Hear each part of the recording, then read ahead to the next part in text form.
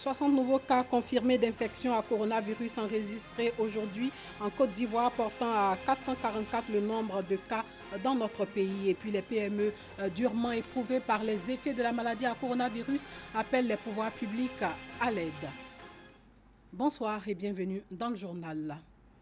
Sachez que la Côte d'Ivoire compte 60 nouveaux cas confirmés de la maladie à coronavirus, portant à 444 le nombre de cas, dont 4 nouveaux guéris qui portent à 52 guéris et toujours 3 morts. La maladie à coronavirus qui a touché aussi le secteur de l'éducation. Des cours à distance sont organisés par le ministère de l'Éducation nationale pour pallier cette situation. Ces cours sont accessibles à la télévision et à la radio à compter de ce jeudi 9 avril 2020. Les cours en ligne, elles, ont démarré le lundi 6 avril 2020. Les liens à consulter.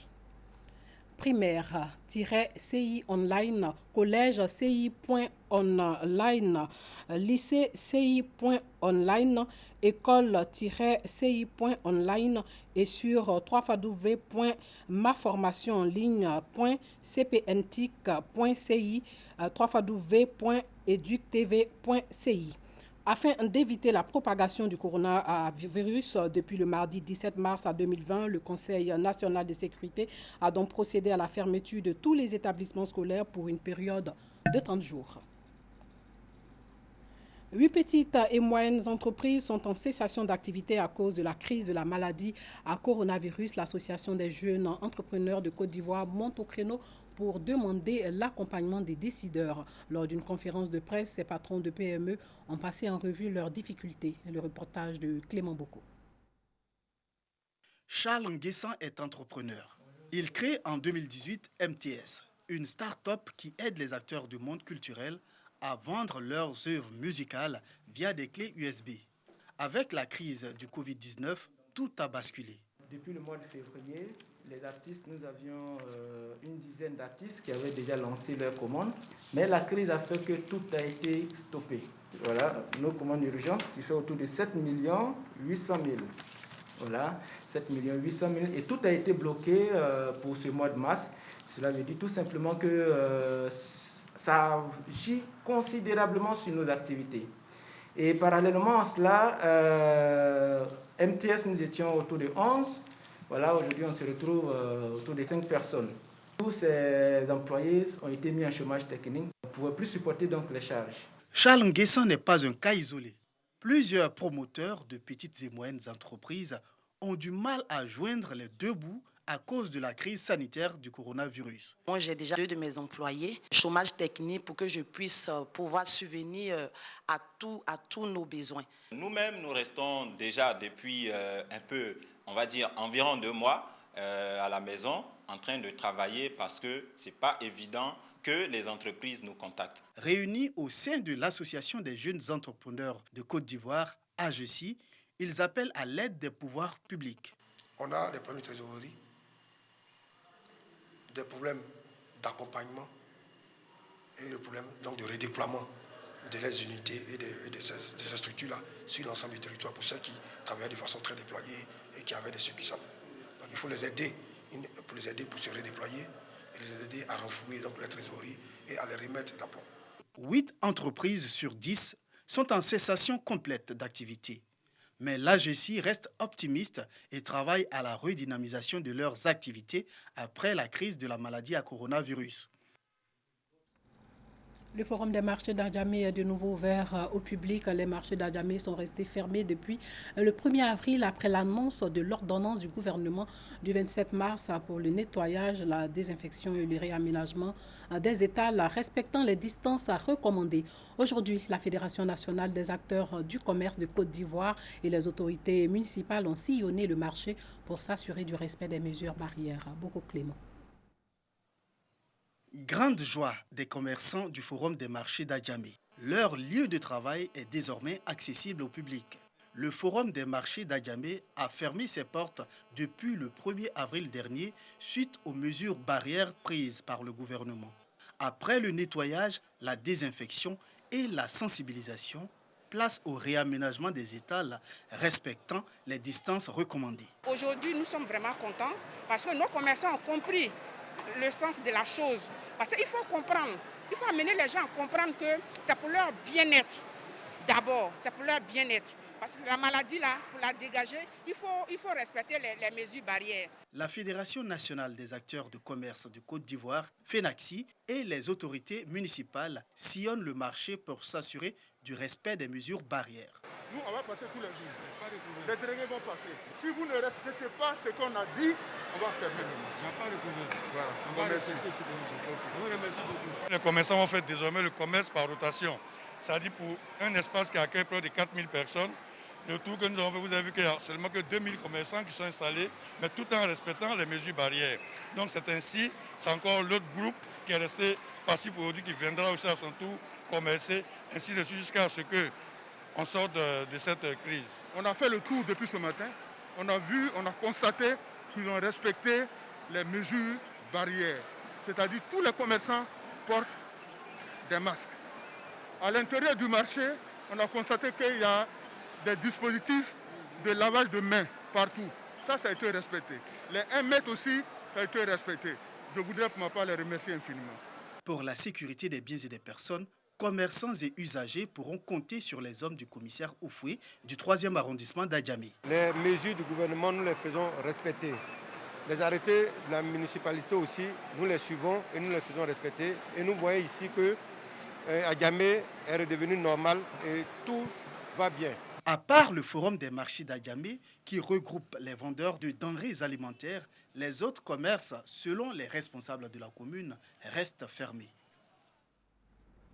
Dans l'ouest du pays, un camion de livraison de la nouvelle pharmacie de la santé publique a été empêché de livrer des médicaments à l'hôpital général de Bangolo, c'est dans l'ouest de la Côte d'Ivoire, par des individus soupçonnant le camion sur la base des rumeurs de transporter des vaccins contre le coronavirus. La direction départementale de la santé et de l'hygiène publique de Mans condamne ces actes. Le reportage de F. Bouy. Ce sont des médicaments essentiels dont des kits d'accouchement, des kits de césarienne, du sérum glucosé, entre autres, qui se trouvaient dans ce camion de livraison de la nouvelle pharmacie de la santé publique PSP de Côte d'Ivoire. Ces médicaments sont destinés aux structures sanitaires de Bangolo, Mans, Biankouman, Kubli, Touba, Odiene, Minignan et Madinani. Dans la nuit du mardi 7 avril 2020, ce camion de livraison a été confronté au refus d'une frange de la population d'avoir accès à l'hôpital général de Bangolo. Les raisons évoquées, des rumeurs relayées pour la plupart sur les réseaux sociaux, faisant état de ce que ce camion transporterait des vaccins contre le coronavirus. C'est la brigade de la gendarmerie de Bangolo qui a assuré la sécurité de l'engin toute la nuit. La tension étant restée vive malgré les assurances des élus, des leaders de communauté et des autorités administratives. Finalement, le camion a déchargé les colis de Bangolo, en plus de ceux de Mans et Biankouman, dans la cour du district sanitaire de Mans ce mercredi 8 avril 2020. Le directeur départemental de la santé et de l'hygiène publique de Mans donne des précisions et lance un appel. Les produits que nous avons dans le camion, ce n'est pas des vaccins. Ce n'est pas des vaccins contre le Covid-19, ni même les vaccins de la routine. C'est de demander aux uns aux autres d'être calmes, parce que personne ici ne pourra prendre des produits à aller contre la santé des Ivoiriens. Donc, ce genre d'agissement-là, je pense que ça va contre ce que nous demandons, surtout en cette période où nous devons tous être unis pour lutter contre cette pandémie. Il est bon de rappeler que cette action s'inscrit dans le cadre des livraisons routinières des établissements sanitaires publics et parapublics sur toute l'étendue du territoire national, et cela conformément à la mission de la nouvelle pharmacie de la santé publique de Côte d'Ivoire. À Ara, les restaurants et le sport fragilisent la lutte contre le coronavirus. Des restauratrices ont transformé leur domicile en restaurant et y poursuivent leurs activités en violation des mesures prises par le gouvernement. Le reportage de Kwadio Kwami. À Ara, les autorités administratives, le personnel des collectivités locales, le corps médical, tous à la tâche. Je leur expliquer les enjeux de cette pandémie, comment faire pour l'éviter. Et à l'appui de ces messages, nous avons fait un certain nombre de dons, de remis des kits sanitaires aux populations. Par exemple, au niveau du marché, nous avons installé des points d'eau pour se laver les mains. nous avons expliqué aux femmes au marché et aux bouchers, à tous ceux qui sont dans les marchés, comment faire pour éviter la pandémie. Avec l'appui des volontaires qui procèdent par la sensibilisation de proximité. Des volontaires qui relèvent des poches de résistance. Il se trouve que les restaurants sont fermés de façon officielle, mais les restauratrices ont organisé leur maison en restaurant. La pratique du sport a commencé à répandre du fait de la loisibilité des jeunes. Le Moronou se protège du coronavirus et ne veut baisser la garde à aucun prix pour l'infiltration de l'ennemi commun, vigilance absolue face à la pandémie qui défie la science. Dans la commune de Cocody à Abidjan, un groupe de jeunes se met au service de la population en vue de la sensibiliser aux dangers que représente la maladie à coronavirus et l'inciter à adopter les mesures de prévention. Ils ont été formés pour la cause par la Croix-Rouge d'Angui-Dangui. Des jeunes de la commune de Cocody à Abidjan sensibilisent les commerçants du marché de la Palmeraie sur la nécessité de respecter les mesures de prévention contre le Covid-19. On va expliquer la fréquence du masque parce qu'il y a des gens qui portent le masque, ils ne savent pas comment on porte. Ils vont porter ça toute la journée comme ça alors que ce n'est pas ça. Alors qu'il y a pendant 3 heures de temps, 4 heures de temps, il faut voir changer le masque. Donc c'est tout ça, on veut les expliquer en Djoula, en parler pour qu'elles puissent comprendre. Parce que les messages qu'on passe à la télé, c'est vrai, mais pour ceux qui suivent les informations, la plupart ce sont des personnes qui sont parties à l'école. Les moments elles ne suivent pas ça. Elles viennent au marché, quand elles rentrent, il est 22h, elles vont dormir alors que le journal c'est à 20h.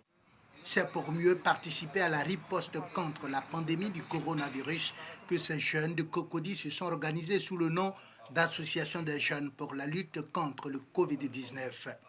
Ils se sont fait former par la Croix-Rouge locale de Cocody sur les mesures barrières contre la pandémie avant de se lancer dans la campagne de sensibilisation. Les populations ont déjà des idées préconçues et donc ces idées, venir en 1 minute ou en 5-10 minutes, balayer ces genres d'idées, c'est vraiment très difficile. Elles sont déjà habituées à certaines habitudes, certaines coutumes, et c'est principalement les principales difficultés. Mais lorsque nous passons des messages, elles comprennent. Les membres de l'Association des jeunes pour la lutte contre le Covid-19 se disaient être à la disposition des autorités sanitaires dans la lutte contre cette pandémie. En Colombie, la police ne manque pas d'idées face au coronavirus. Dans les rues de Bogota, les agents ont donné un cours de Zumba sur le trottoir. C'est une danse au pied des immeubles. Cette initiative fait partie de la campagne Somos Uno, Somos Todos, un pour tous, tous pour un, menée par la police nationale colombienne qui cherche à générer des moments de joie chez les habitants de Bogota lors du confinement et stimuler la santé mentale et physique des résidents, mais aussi la tolérance au sein des ménages et par-dessus tout, développer le sens de l'importance du respect du confinement. Les citoyens peuvent donc interagir avec les instructeurs de la police depuis leur balcon. Les habitants de Bogota vont avoir droit à des cours de Zumba encore. Le président colombien a annoncé lundi la prolongation du confinement jusqu'au 26 avril inclus. Le pays espère ainsi freiner l'épidémie alors que 2054 Colombiens sont contaminés et 55 ont perdu la vie selon un dernier bilan des autorités. Sachez que l'opération militaire lancée contre le groupe djihadiste Boko Haram au lac Tchad a coûté la vie à 52 militaires tchadiens, selon le porte-parole de l'armée tchadienne qui explique qu'un millier de djihadistes ont été tués. Déployé le 31 mars, l'armée tchadienne a achevé son opération mercredi, chasser les djihadistes de son sol et se trouve en profondeur sur le territoire du Nigeria en attendant que leurs troupes prennent le relais dans cette région frontalière. Depuis plusieurs mois, à partir de certains de ces îlots, le groupe Boko Haram a intensifié ses attaques contre les 4 pays qui entourent le lac, le Tchad, le Nigeria, le Niger et le Cameroun. Et face à l'intensification des attaques, le Tchad avait déjà redéployé sur son territoire en janvier 1200 de ses soldats intégrés à la FMM sur le sol nigérien. Parlons de cette décision du Conseil national de la sécurité qui vient de nous parvenir, le Conseil national de la sécurité qui rend obligatoire le port du masque, notamment dans le Grand Abidjan, en veillant à leur disponibilité et leur gratuité, à commencer par le personnel de santé et les forces de défense et de sécurité. Voilà, c'est tout pour ce soir. Merci de nous avoir suivis. Et nous croyons en Dieu, nous savons que nous vaincrons cette maladie. Que Dieu veille sur nous.